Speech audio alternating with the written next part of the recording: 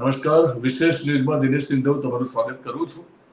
મારી સાથે સાગરભાઈ રબારી છે, પૂર્વ આમ આદમી પાર્ટીના નેતા પણ કહી શકાય અને ખેડૂતો માટે હું હંમેશા આગેવાન કરતા તો કર્મશીલ વધારે એમને કહું છું અને ઓળખું છું કર્મશીલ તરીકે. પણ આમ આદમી પાર્ટીમાંથી રાજીનામું આપ્યું છે પછી મારી સાથે જોડાયા છે, અમે વાતચીત કરી રહ્યા છીએ. સાગરભાઈ, પહેલો સવાલ જે તમને ઘણા બધાએ કર્યો હશે, હું સવાલ તમને કરું એ પહેલા એક થોડીક પૂર્વ ભૂમિકા બાંધું છું કે આમ આદમી પાર્ટીના સાગરમાં ઓટ સતત આવે છે. રાજુ કરપડા જાય છે, હમણાં રિસન્ટલી ત્યાં ચડ્ઢા જાય છે, નેશનલ કક્ષાની જો વાત કરીએ તો, અને સાગર રબારી પણ ખુદ રાજીનામું આપે છે. તો આમ આદમી પાર્ટીમાં આ જે ઓટ આવી રહી છે એનું શું કારણ છે?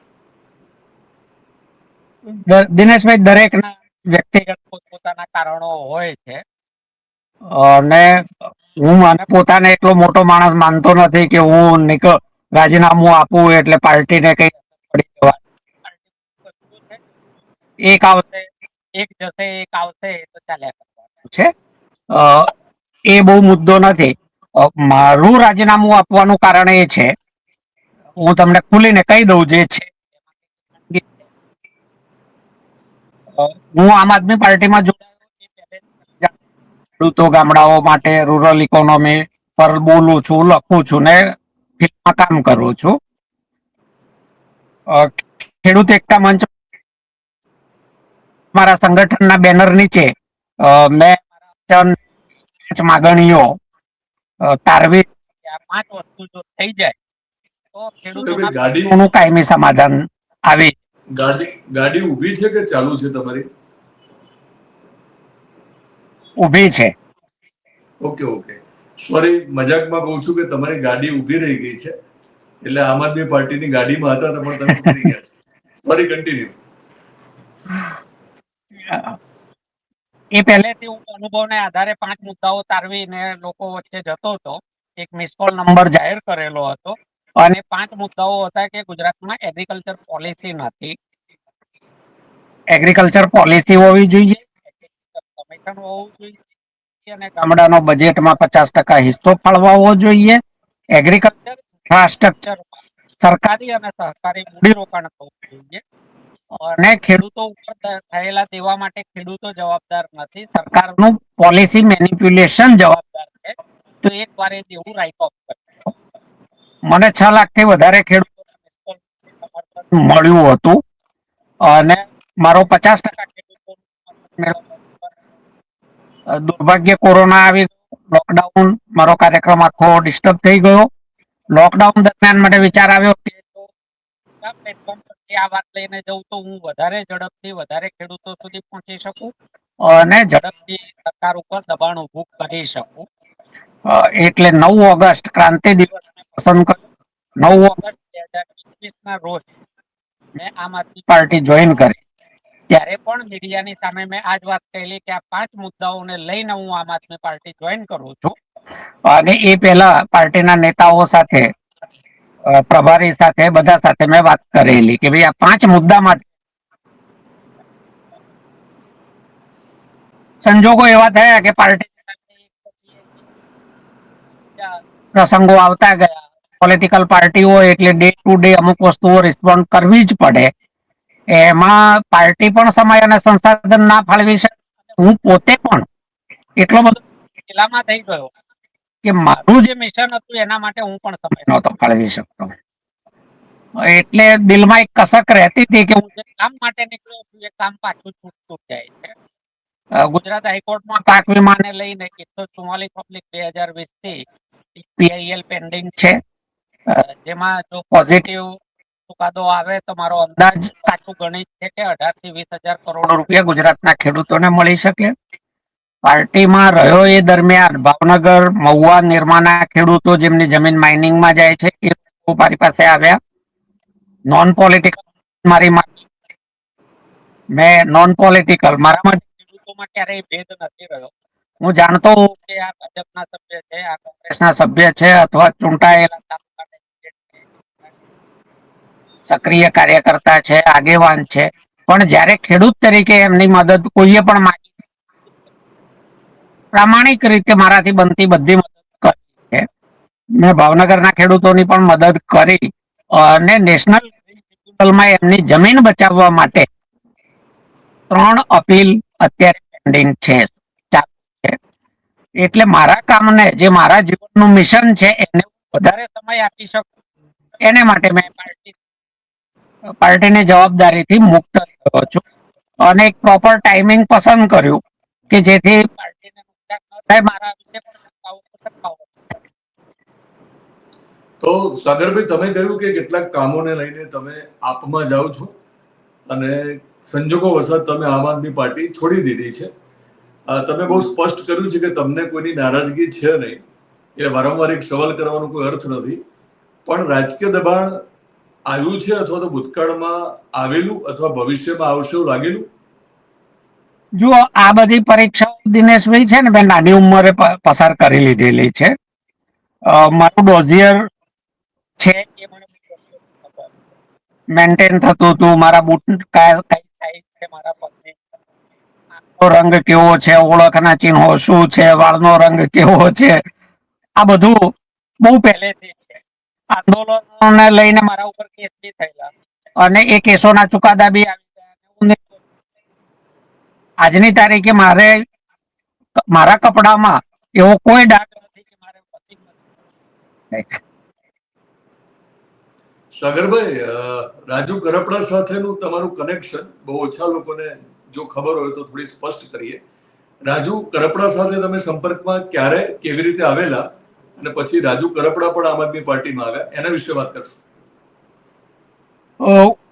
હું જયારે ખેડૂત સંગઠનના પ્રમુખ તરીકે બહાર ફરતો, ગામડાઓનો પ્રવાસ કરતો, ત્યારે મારું એક જનરલ થઈ ગઈ કે જેની ઉંમર 40 વર્ષ થઈ ગઈ છે, એ કોઈને કોઈ ઘરેડમાં બંધાઈ ગયા છે, એમને તમે નવો ઓપ ન આપી શકો.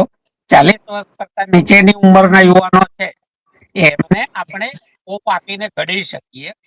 એટલે મને એક રાજુ કરપડા તો ખરા જ, બીજા ઘણા યુવાનો જિલ્લાઓમાં મળેલા છે. એ વખતથી આજ સુધી, આજની તારીખ સુધી મારા સંપર્કમાં છે. મને મારું માર્ગદર્શન માંગે છે ને, કઈ જાણકારી હોય પ્રમાણે હું માર્ગદર્શન કરું છું ને, એ લોકો સારું કામ કરે છે. એ લોકો પાર્ટીમાં નહોતા જોડાયા. રાજુ કરપડાનો મારો સંપર્ક મેં જે પેલી 5 એ લઈ પત્રિકા લઈ અને ત્યારે મારું રાત્રિ રોકાણ રાજુ કરપડાના ઘરે, એમના કાકા રામકુભાઈ કરપડા, એમનો મારો પરિચય થોડો કાચો હતો, એટલે રાત્રિ રોકાણ માટે અને રાત્રે જયારે અમે બેસીને વાત કરતા હતા, ત્યારે મને રાજુભાઈમાં એક નેતાનો, એટલે મેં વાત, હા સોરી, કન્ટિન્યુ. હા, મેં એમના કાકા સાથે વાત કરી, રામકુભાઈ સાથે, કે આ રાજુભાઈને તમે મને આપી દો. મારે એમને સુરેન્દ્રનગર જિલ્લાના પ્રમુખ બનાવવા છે. એટલે સ્વાભાવિક જે હિચકિચાટ હોય ના એમણે વ્યક્ત કર્યો, એ જવાબદારી મારી છે. એટલે એમને ખેડૂત એકતા મંચના સુરેન્દ્રનગર જિલ્લાના પ્રમુખ તરીકે જવાબદારી સોંપી અને એમને કેળવવાનું, માણસ પોતે બહુ બુદ્ધિશાળી છે અને શીખવાની ધગશ હોય તો બધું શીખી શકાય. એટલે રાજુભાઈ બહુ ઝડપથી ગ્રો થયા. એ એમની પોતાની આવડત છે, એમાંથી મારો ક્રેડિટ નથી. હું નિમિત્ત છું એમને જાહેર જીવનમાં.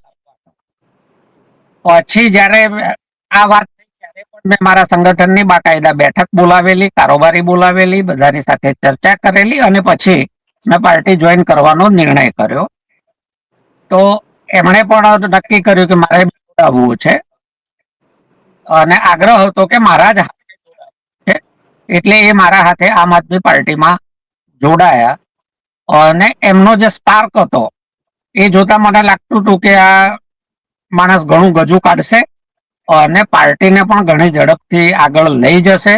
એટલે જયારે મને કિસાન સેલ એમ કે ભાઈ કિસાન સેલ તમે સંભાળો, ત્યારે મેં કહ્યું કે નહીં, મારા કરતા વધારે સારો માણસ હું તમને આપીશ.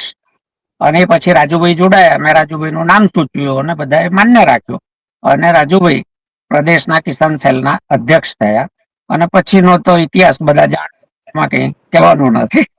રાજુ કરપડાને જાહેર જીવનમાં તમે લાવ્યા અને એ જાહેરમાં કમલમમાં ભાજપ પ્રદેશ કમલમમાં કાર્યાલયમાં એ ભાજપમાં જોડાઈ ગયા. તો ભાજપમાં જોડાયા એ પહેલા તમને એમને પૂછેલું, તમારું માર્ગદર્શન લીધેલું? જો મારા પારિવારિક સંબંધો એ વખતે પણ હતા, આજે પણ છે.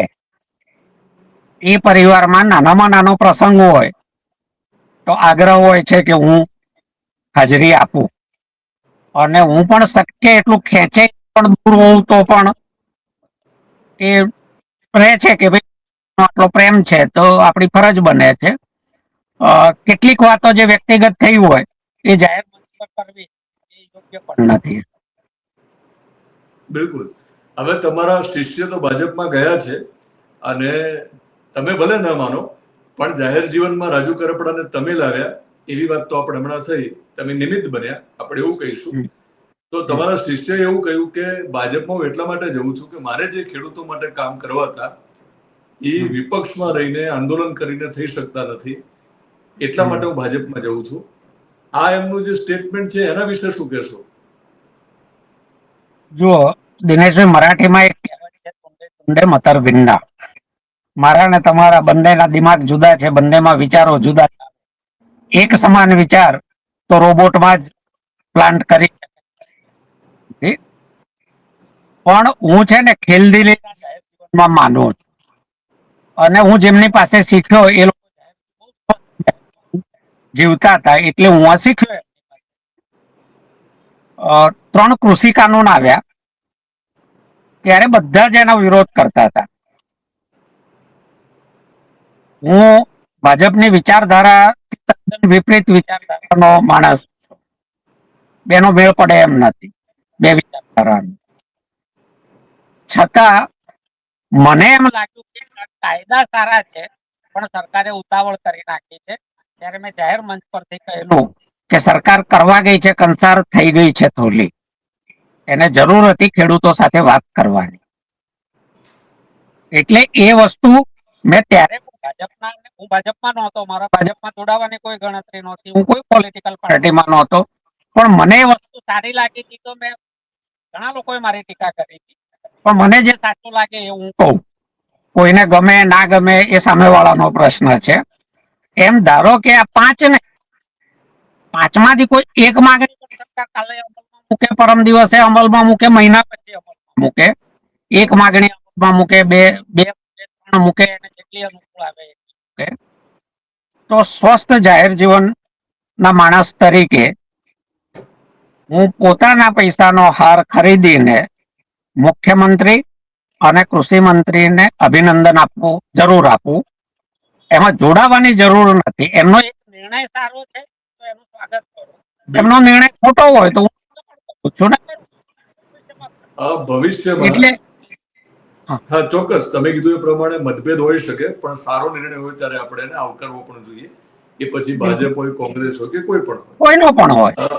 ભવિષ્યમાં સાગરભાઈ તમને ખેડૂતો માટે જરૂર લાગે તો ફરી પોલિટિકલ પ્લેટફોર્મની જરૂર પડે તો તમે કહ્યું છે કે સારું ખેડૂતો માટે કામ કરીને તમે હાર પહેરવા તૈયાર છો, પણ તમારે જો ખેસ પહેરવાની વાત આવે તો હવે કઈ પાર્ટીનો પહેરશો?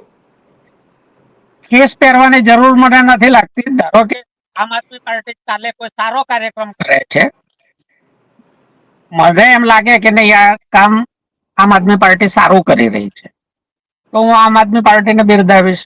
માની લો કે કાલે કોંગ્રેસ કોઈ સારું કામ કરે છે, ખેડૂતો માટે કોઈ સારો મુદ્દો ઉઠાવે છે, મને લાગે કે નહીં ખરેખર કોંગ્રેસનું સાચી દિશામાં સારું પગલું છે તો હું કોંગ્રેસને પણ બિરદાવીશ, અભિનંદન આપીશ.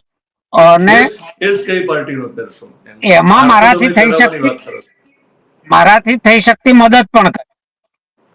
ભાજપ કોઈ સારો નિર્ણય કરશે તો અભિનંદન પણ એને માટે તમે અભિનંદન આપશો, તમે હાર પહેરવશો, પણ તમે ખેસ પહેરશો એમ પૂછું? અત્યારે મારી કોઈ જ ગણતરી કોઈનો ખેસ પહેરવાની આપનો પણ પહેરવાની નથી, કોંગ્રેસનો પણ પહેરવાની નથી ને ભાજપની પણ પહેરવાની નથી. એનું એક કારણ, હાજી કન્ટિન્યુ, સોરી. એક કારણ તમને એ પણ કહું એનું કે જ્યારે હું પાર્ટીમાં નહોતો ત્યારે મારા જૂના ફોટા ક્યાંક તમે શોધશો, મળી જશે કે કોઈ મુદ્દે હું આંદોલન કરવા જાઉં લોકોના બોલાવવાથી, તો મારી એક પડખે ભાજપ ચૂંટાયેલા ઉમેદવારો હોય, એક બાજુ કોંગ્રેસના હોય, વચ્ચે હું હોઉં. કારણ કે પ્રશ્ન સામૂહિક, કોંગ્રેસના કાર્યકર્તાની બી જાતી હોય અને બાકીના વાળાની બી જતી હોય. આવતો હતો. જ્યારે હું એક પાર્ટીના નેતા તરીકે જાઉં તો સ્વાભાવિક છે, દરેક પાર્ટીની પોતાની એક લક્ષ્મણ રેખા હોય. એટલે એ કાર્યકર્તા કે એ વ્યક્તિની જમીન જતી હોવા છતાં અથવા સિંચાઈના અભાવે પાક સુકાતો હોવા છતાં મારી સાથે આવીને લડી નથી શકતો. આ એક પાર્ટીની મર્યાદા છે અને એ દરેક પાર્ટીને લાગુ પડે છે. તો હું જે રીતે વધારે સારું કરી શકતો હોઉં, સ્વાભાવિક એ જ રીતે કરું. જરૂર લાગે તો અપક્ષમાં ઉભા રહીને ચૂંટણી લડશો 2027માં? મેં એક અનુભવ દિનેશભાઈ લઈ લીધો છે અને આપણી આદર્શ ગમે તેટલા સારા હોય, ચૂંટણીનું પોલિટિક્સ એક જુદી વસ્તુ છે અને એના જે બે મૂળભૂત માપદંડ છે ગુજરાત, એમાંથી નથી થતું. પહેલું છે તમારી જ્ઞાતિના મજબૂત વોટ હોવા જોઈએ. તો ગુજરાતમાં રબારી સમાજના કોઈ સીટમાં એટલા વોટ નથી કે જ્યાં હું આઉટરાઇટ મને જીતાડી શકે. બીજો માપદંડ છે તમારી પાસે પૂરતું ફંડ હોવું જોઈએ. તો મેં તો જીવનભર કોલેજમાં આવ્યો એ પહેલેથી આ જ કામ કર્યું છે, કોઈ ધંધો જ કર્યો નથી, તો પૈસા ક્યાંથી હોય? એટલે આ બંને માપદંડમાં હું નપાસ થઈ ચૂક્યો છું. તમે છે ને જ્ઞાતિની, હા હું સમજી ગયો કે તમે રાજકારણ, તમે અપક્ષની ચૂંટણી લડવા માટે પણ હવે તૈયાર નથી. કારણ કે જે પરીક્ષામાં પાસ નથી જ થવાના એની ખબર છે.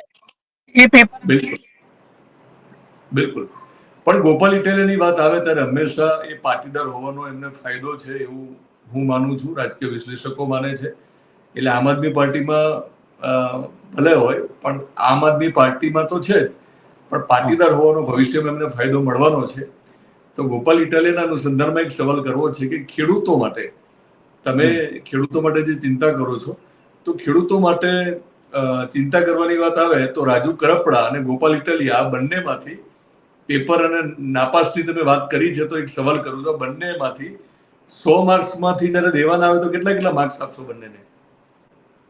એ માર્ક્સ આપવા જેટલી માસ્ટરી મારી નથી દિનેશભાઈ, પણ એક વસ્તુ ક્લિયર કહું કે ભલે રાજુ કરપડા ભાજપમાં ગયા, એમના એ નિર્ણય સાથે મારી કોઈ સહમતિ ના હોય, આ બધું સાચું. વ્યક્તિગત સંબંધો છે એ પણ સાચું. પણ રાજુ કરપડે પહેલેથી પાર્ટીમાં નહોતા ત્યારે પણ ખેડૂતો માટે એને કામ કર્યું છે, એ સ્વીકારવું. એ ચાહે એ વિસ્તારના, એ તાલુકાના ખેડૂતોના પાણીનો પ્રશ્ન હોય, જેમાં મેં પણ નિમિત્ત રૂપે મદદ કરી છે અને પરિણામ પણ મળ્યા. તો એ મહેનતનું ફળ. હું પોતે પણ ત્યાં એ રસ્તે મને આનંદ થાય છે. તો આજે આ ખેતરો લીલા છે, માત્ર ચોમાસુ ખેતી થતી હતી. તો રાજુએ પહેલેથી કામ કર્યું છે ખેડૂતોના મુદ્દે. ગોપાલભાઈ નું એવું છે કે એ પહેલા આંદોલનમાંથી લડાયા, પછી આમ આદમી પાર્ટીમાં આવ્યા અને પછી એક તમે પોલિટિકલ પાર્ટીમાં હો એટલે તમે બધા જ મુદ્દે તમારે બોલવું જ પડે. ફિક્સ પે વાળાના મુદ્દે બોલવું પડે, આશા વર્કર આંગણવાડી બહેનોના મુદ્દે બોલવું પડે, કોન્ટ્રાક્ટ સિસ્ટમ ના મુદ્દે પણ બોલવું પડે, ખેતીમાં બોલવું પડે ને બજેટ ઉપર બોલવું પડે. એ સ્વાભાવિક નેતા તરીકે તમારે બધા જ મુદ્દે બોલવાનું હોય અને એ બોલવાનું શરૂ થયું. અને પછી જે ચૂંટણી લડવાનું એ જ્યાંથી જીત્યા એ સંપૂર્ણપણે ખેડૂત બહુમતીનો વિસ્તાર છે અને એ વિસ્તારની તાસીર રહી છે કે એને ખેડૂતો માટે લડતા બોલતા માણસને જીત આપી છે, જીતાડ્યા છે. ચાહે કેશુભાઈ હોય કે પછી હર્ષદભાઈ હોય કે પછી ભૂપતભાઈ હોય કે અત્યારે ગોપાલભાઈ હોય, અને ગોપાલભાઈની જીતમાં બધાનું જ યોગદાન છે. કોઈકનું અનુમાન જેટલું હશે તો કોઈકનું ખિસકોલી જેટલું, પણ યોગદાન બધાનું છે. એ ગોપાલભાઈ પોતે પણ માને છે, એટલે એમાં કઈ વિવાદ નથી. એટલે માર્ક આપવા કરતા બંનેના કામની આ સરખામણી છે. જેને જેને જેટલા માર્ક આપવા હોય એટલા આપી શકે છે. એ બંને સમજી લેશે. પણ તમે હા. વિવાદની તમે વાત કરી છે, તો રાજુ કરપડાએ જયારે પાર્ટી છોડી ત્યારે એવું કહ્યું હતું કે ગોપાલ ઇટાલિયાના કારણે હું છોડું છું. તમે શું માનો છો? એટલે મારા છોડવા માટે નહીં, કે તમારા તો તમે રાજુભાઈ? કીધું કે રાજુએ હા, એવું કીધું હતું હું પાર્ટી છોડું છું એનું કારણ ગોપાલ ઇટાલિયા પણ છે. એ બે વ્યક્તિ વચ્ચેનો નિર્ણય તમે તમે હેન્ડ તમે પાર્ટીમાં આઈ તમે પાર્ટીમાં તમે સાગરભાઈ રહ્યા છો, અને આમ આદમી બરાબર. પાર્ટીમાં અત્યારે ઓટ ચાલી રહી છે એમ કહું છું. ભરતી કરતા ઓટ ચાલી રહી છે. આઈ વિટનેસ ના હોઈએ ને એ ઘટના વિશે અભિપ્રાય આપવો બહુ યોગ્ય નહીં, કારણ કે બંનેના પોતપોતાના વર્ઝન હોય. એવું નથી કે અને મમ સત્યમ એવું તો ક્યારેય બનતું નથી. સત્ય તો બંને પક્ષમાંથી તમે તારવો ત્યારે તમારા હાથમાં આવે. મારે એ પ્રસંગ ઉભો થયો નથી કે બંનેના આખા વર્ઝન સાંભળવું, પછી એમાંથી સત્ય તારવું અને ચુકાદો આપવું. બંને પોતપોતાની વાત સારી રીતે કહી છે. સાગરભાઈ ઘણી બધી વાત કરી છે, પણ એક સવાલ મારે કરવો છે. આમ તો બધા તમને ઓળખે છે, પણ માનો કે જે નવી પેઢી છે, કારણ કે આમ આદમી પાર્ટીમાં હતા એટલે તમે સતત લાઇમલાઇટમાં નહોતા રહેતા. તમે ખેડૂતોના ખેતરમાં જઈને કામ કરતા, ખેડૂતોની જોડે કામ કરતા હશો, તો નવી પેઢીને ખબર પડે. અને થોડીક તમારી પોલિટિકલ જર્ની શરૂ થઈ પહેલાની જર્ની વિશે વાત કરશો કે સાગર રબારી કોણ છે? સાગર રબારી બહુ સામાન્ય ખેડૂત અને પશુપાલક પરિવારમાં જન્મેલો છોકરો. અંતરિયાળ વિસ્તારમાં ધરોઈમાં હાઈસ્કૂલ 8 કિલોમીટર દૂર જઈને કરી. ગામમાં ગામ પ્રાથમિક કયા શાળા જિલ્લામાં આવ્યું? ગામ કયા જિલ્લામાં આવ્યું? મહેસાણા જિલ્લાનું ધરોઈ ગામ, સાબરમતી નદીને કિનારે. થોડી ખેતીની થોડીક જમીન છે, અને પશુપાલન હતું. અને ખેતીના બધા કામ મેં બાળપણમાં કર્યા છે. અને આજે હું ખેતરે જઉં ત્યારે ખભે પાવડો કે ધાર્યું કે કોદાળી કે રાખું છું, અને મને જ્યાં વાડ સરખી કરવા જોગ લાગે, જ્યાં નકામો આંકડો કે લીમડો ઉગ્યો હોય તો કોદાળી મારીને કાઢું. મારા ગમતા. એટલે ત્યાંથી મારી જર્ની શરૂ થઈ. મારું સદભાગ્ય જ્યારે હું ધરોઈ હતો અને પ્રાથમિક શાળામાં ભણતો હતો, ત્યારે પ્રાથમિક શાળાના પગારો, શિક્ષકોના પગારો બહુ ટૂંકા રહેતા. અને હું ચોથા ધોરણમાં ભણતો હતો ત્યારે એકમાત્ર મારી પાસે અને દૂધનો વારા ભરતો હતો. જે તે વખતે કોલોનીમાં રહેલા લોકો એના સાક્ષી છે. હવે તે બધા બહુ ગરડા થઈ ગયા હશે, પણ પગ નહોતા એટલે વચ્ચે પગ નાખીને આંટીમાં સાયકલ ચલાવતો ને સવારે વહેલો 5 વાગે વારા ભરી અને પછી સ્કૂલે જતો. પછી આવીને જમીને લેસન કરતો. પછી પાછો સાંજે વારા ભરતો. બાપુજી અભણ હતા એટલે બંનેના ગ્રાહકોનું રાત્રે દૂધ લખવું. સવારનું 500 ગ્રામ, સાંજનું 400 ગ્રામ, 900 ગ્રામ લખો. એવી રીતે મારા 100 જેટલા ગ્રાહકો, બાપુજીના 150-150 ગ્રાહકો, એ બધા હિસાબ લખી અને પછી સુવાનું, સવારે વહેલા ઉઠવાનું, પાછું જવાનું. મહિનો પૂરો થાય એટલે બધાનો હિસાબ કરવાનો, બાપુજીને કહેવા નામ કહેવાનું, આટલા લીટર, આમનું આટલા લીટર, આપનું આટલા લીટર. એટલે એ પ્રમાણે બાપુજી પૈસા લાવે, એ જ પ્રમાણે હું પૈસા લાવું. એટલે મારા શિક્ષકોને લોનની જરૂર હોય તો હું આપું, કારણ કે હું કમાતો હતો ખાસું એવું. અમદાવાદ હાઈસ્કૂલ કરવા, અમદાવાદ હાઈસ્કૂલ પછી અમદાવાદ આવ્યો કોલેજ કરવા. ત્યારે મનમાં ખબર નહીં કેવી રીતે, પણ એક ગાંઠ વળી કે હવે હું મારી દુનિયા જાતે વસાવી. એટલે સહજાનંદ કોલેજમાં પોલિટિકલ સાયન્સના 2 પેપર હતા, 11 થી 2 અને 3 થી. મારી પાસે સહજાનંદ કોલેજથી હું જ્યાં સાબરમતી રહેવા જતો હતો ત્યાં જવાનું બસ ભાડું નહોતું. એટલે 2 પેપર આપ્યા પછી હું ચાલતો પાછો છેક સાબરમતી ડી કેબિન ગયો હતો. અને એ જમાનામાં 40 પૈસા ને 45 પૈસા અને લાલ દરવાજા વધારે વખત ચાલતો હતો. પણ મનમાં એક જનૂન હતું કે આ બદલવું છે. અને સદભાગ્ય એ હતું કે સારા લોકો મળ્યા. મેં મારો ખર્ચ કાઢવા માટે લોક સમિતિમાં કામ કરવાનું ચાલુ કર્યું. મને ગુજરાતી ટાઈપ આવડતું હતું એટલે ચુનીભાઈ વૈદની સાથે એટલે ટાઈપ કરતા કરતા હું લોકો કહે છે કે મારું ગુજરાતી ડ્રાફ્ટિંગ સારું હોય છે, તો એ ક્રેડિટ ચુનીભાઈ વૈદને છે, કારણ કે બહુ સારું લખતા હતા. એટલે ટાઈપ કરતા કરતા મારા ભાઈ અને ધીરે ધીરે એ સંસ્થાનો સર્વે સર્વ હું જ હતો. સર્વે સર્વ ઇન ધી સેન્સ કે કોઈને ખબર ના હોય બધી મને ખબર હોય. કાગળ ક્યાં પડ્યો છે, કોનું શું છે, કોણ આવ્યું, કોણ ગયું, કયો નિર્ણય થયો, કયો ના થયો, કયું અમલીકરણ થયું, કયું ના થયું. એટલે એટલો ઓતપ્રોત થઈ ગયો સંસ્થા સાથે. અને એ સંસ્થા સાથે કામ કરતા કરતા મને ગુજરાતના બહુ જ સારા લીડિંગ ગાંધીયનો ને ઓળખવાની, જાણવાની નજીકથી તક મળી. એમાં મહાદેવભાઈ દેસાઈના દીકરા નારાયણભાઈ દેસાઈ, કાંતિભાઈ શાહ પિંડવળમાં, વલ્લભદાસ દોશી મેઘરજ કસાણામાં, મણિભાઈ સંઘવી કચ્છમાં, ડોક્ટર દ્વારકાદાસ જોશી વડનગરમાં. તો ખૂબ સારા ગાંધીયનો મેં નજીકથી જોયા, સમજ્યા, તેથી શીખ્યો. એવી જ સંપર્ક થયો, સનત મહેતાનો સંપર્ક થયો, ઉર્મિલાબેન પટેલનો સંપર્ક થયો, અનેક લોકોનો સંપર્ક થયો જેમની પાસે. એટલે હું ઘણી વાર મજાકમાં એવું કહેતો હોઉં છું, હું એવો એકલવ્ય છું જેને અંગૂઠો કોઈ નથી આપ્યો પણ શીખ્યો બધા પાસેથી છું. ક્યાં વાત. પછી એટલે હા, એમ sorry, કરતા continue. કરતા એક સમયે લોક સમિતિનો મારો ઋણાનુબંધ પૂરો થયો. તુને કાકાનું પણ અવસાન થયું. એટલે હું સ્વતંત્ર રીતે માંડલ બહુચરાજી એસઆઈ કામમાં હું અને લાલજીભાઈ દેસાઈ અમે સાથે અને એમાં કામ પોલિટિકલ પાર્ટીમાં જવાની ઈચ્છા નહોતી. એટલે મેં મારું કામ ખેડૂત સમાજનો આગ્રહ હતો કે હું એ લોકો સાથે જોડાઉં, તો મેં ખેડૂત સમાજ સાથે જોડાઈ અને ખેડૂત સમાજને દક્ષિણ ગુજરાતથી લઈને સૌરાષ્ટ્રથી લઈને ઉત્તર ગુજરાત સુધી ગાજતું કર્યું.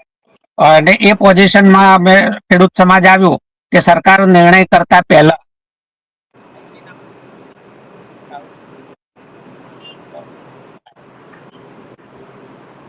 એ પણ ઋણાનુબંધ પૂરો થયો.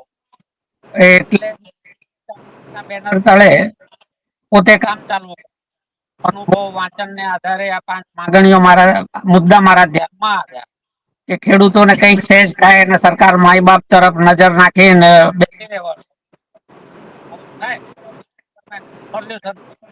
એટલે એ મુદ્દે કામ કર્યું. ત્યાંથી યાત્રા વધારે ઝડપથી કરવાની લાલચમાં આમ આદમી પાર્ટીનો પ્રવેશ થયો અને પાછો જ્યાં હતો ત્યાં આવી. પણ તમને સાગરભાઈ ઝડપથી ખબર પડી ગઈ કે જીવનની સાચી યાત્રા બિન રાજકીય હોય તો મજા છે. રાજકીય યાત્રામાં કદાચ ઉતાવળ હોઈ શકે પણ સુખ, શાંતિ ને સમાધાન નથી. બેમાં એક ફરક પણ બીજો પણ છે. એમાં વાંક બંનેમાંથી કોઈનો નથી. જી. સંગઠન હોય કે પાર્ટી હોય એના પોતાના કમ્પલ્ઝન હોય છે, એનો પોતાના એજન્ડા, ટાઈમ ઘણું બધું હોય છે. અને એમાં સામે તમને વાત મૂકવા માટે મોટું પ્લેટફોર્મ મળે છે. એ એનો ફાયદો છે. તમે એજન્ડા તમે સેટ નથી કરી શકતા, એ એનું નુકસાન. અહીંયા ધારો કે હું એકલો હોઉં, મારા સાથે વાત કરી છે, મારે જ્યારે કેમ્પેઇન શરૂ કરવું હોય, જે રીતે કરવું હોય એ રીતે હું લોક આધાર. મેં ક્યારેય કોઈ ફોરેન ફંડિંગ લીધું નથી, કોઈની ફેલોશિપ લીધી નથી. મારા ખર્ચ માટે મારા મિત્રોએ મને અવારનવાર મદદ કરી છે, તો એનો મેં એમને હિસાબ આપી દીધો છે. મારા આટલા લાંબા કાર્યકાળમાં 2 વાર ખેડૂતોએ પેટ્રોલ પુરાવ્યું. એ સિવાય કોઈનું પેટ્રોલ ડીઝલ મેં નથી પુરાવ્યું કોઈ ખેડૂત પાસેથી. એક વલસાડના ખેડૂતે મને બોલવીને ગાડીની ટાંકી ફૂલ કરાવી દીધી હતી. સવારે ઉઠ્યો, એમના ત્યાં રોકાયો તો સવારે ઉઠ્યો તો એમણે કહ્યું ચાવી આપો તો ગાડી ખસેડવી. એટલે મેં ચાવી આપીને હું નાહવા ગયો. ગાડી આવી ત્યારે અમે આમ નીકળતી વખતે ચાલુ કરી તો જોયું કે ટાંકી ફૂલ બતાવે. મેં કીધું આ તો અમે પુરાવી દીધું, તમે અમારા જ કામે આવ્યા છો ને. અને એવી હવે સાગરભાઈની ગાડીની ચાવી જી કન્ટિન્યુ સોરી બાઇક યાત્રામાં એક ખેડૂતે મારા બુલેટ ટાંકી ફૂલ કરાવી દીધી હતી. એને કહ્યું કે તમે અમારા માટે યાત્રા કરતા હો ને તમે શેના પૈસા આપો, તો એ એમનું મારા પર તો સાગરભાઈએ હવે પોતાની ગાડીની ચાવી અને સ્ટીરિંગ પોતાના હાથમાં રાખ્યું છે અને Yes. ભવિષ્યમાં ખેડૂતો માટે એમની ગાડી જ્યાં પણ જશે અને ખેડૂત હિતમાં યોગ્ય સવાલો અને મુદ્દા હશે ત્યારે વિશેષ વિથ દિનેશ અને વિશેષ ન્યૂઝનું પ્લેટફોર્મ પણ અવેલેબલ છે અને ફરી મળીએ ત્યારે સાગરભાઈ સાથે ઘણી બધી વાતો કરીશું, કારણ કે આ તો દરિયો છે, ખેડૂત હિતમાં કામ કરનાર કર્મશીલ છે, આગેવાન શબ્દ હું નહીં વાપરું. તો સાગરભાઈ સાથે ફરી મળીશું. તો મિત્રો આપણે સમજવાનો પ્રયત્ન કર્યો કે આમ આદમી પાર્ટી છોડનાર સાગર રબારી કોણ છે. થેન્ક યુ સાગરભાઈ, થેન્ક યુ. ખૂબ ખૂબ આભાર દિનેશભાઈ, ખૂબ ખૂબ આભાર.